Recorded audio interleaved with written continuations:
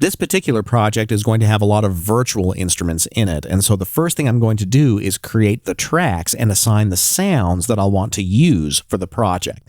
So I'm going to show you a couple of different methods for adding tracks to your project.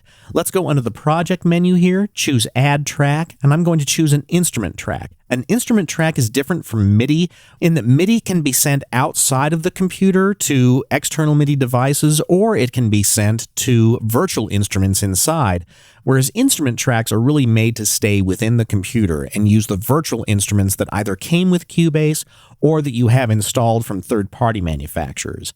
I'm going to go ahead and choose Instrument, and the instrument that I want to use to start with is going to be a drum sound. So I'm going to click here on Instrument, and I'm going to choose Groove Agent SE.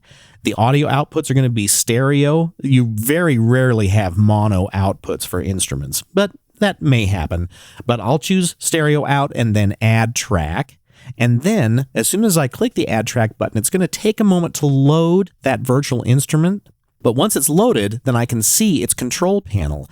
If for some reason you close the control panel, it's very easy to reopen it. Just look for the little keyboard icon on the instrument track that you just added. So when you click on that, it reveals the control panel. Then I'm going to go to the browser by clicking here in the preset window, and I'm going to hit the reset button to get all of my options and categories set back to their default positions. But I already kind of know ahead of time the sound that I want to use, but it's going to be out of the Kit SE content set. Then there's only one category, drums and percussion and drum set, and then I can try different sounds here, but I already know that I want to use walking while sleeping. If I wanted to audition something first, I would just single click on it, and it would load that in the background. It may take a little bit of time for it to load because these are all sample-based, but once it's loading, you can audition it from your MIDI keyboard. So if I play some notes on the lower end of my keyboard, I'll hear the drum sounds. And that is the drum set I'll want to use.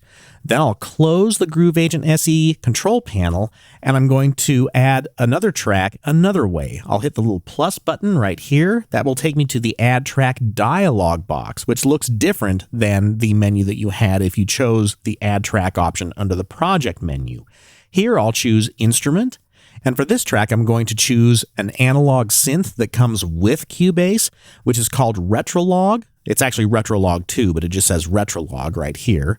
And again, stereo output, and I'll hit Add Track. That will call up the synthesizer control panel itself. Then I'll go to the preset window, and I'm going to want a bass sound. So here I'm just going to choose bass and synth bass, and in the results over here, I'm going to look for one called Bearish Bass. So I'll just scroll up here and find Bearish Bass. When that loads, I can play it from the keyboard. That's exactly the sound I want to use. Then I'll close that control panel. And there's another way to add tracks to your project by right or control clicking in the track list right here and choosing Add Instrument. And here I'm going to use Retrolog again, but this time I'm going to look for a synth pad. So I'm going to hit the reset button right here. I'm going to look for synth pad in the category, and I'm looking for analog, and then I'm going to look for Dream Strings. And I know that's the sound I want to use, so I'm just going to quickly move ahead here and add my last track, which is going to come from a different synthesizer called Pad Shop. And it's also Pad Shop 2 technically, but it just says Pad Shop right here. When I click Add Track there, I'm going to go to its preset window and call up a different sound. So I'm going to hit the reset button right here, and I'm going to go to the synth pad category, and in the digital subcategory, I'm going to find one called Touch of Heaven. So I'll click on Touch of Heaven. I can audition it from my keyboard. And I like that sound, but I want it to have a little bit more attack because it rushes in a little slowly. So I'm going to adjust the attack time here on the amplifier. So I'm going to cut that in a little bit more than half. Maybe even a little more. Oh, that sounds great. And then I'll want to go to the effects section right here. I'm going to turn on the delay. I'm going to synchronize it to the tempo of Cubase in quarter notes. And I'm going to turn the feedback down. I don't quite want to have that many repeats, but now I should have a nice delay. Yep. So those are the sounds I want to use. And lastly, I'm going to colorize them. So drums in my world are always yellow. So I'll come over here and choose yellow.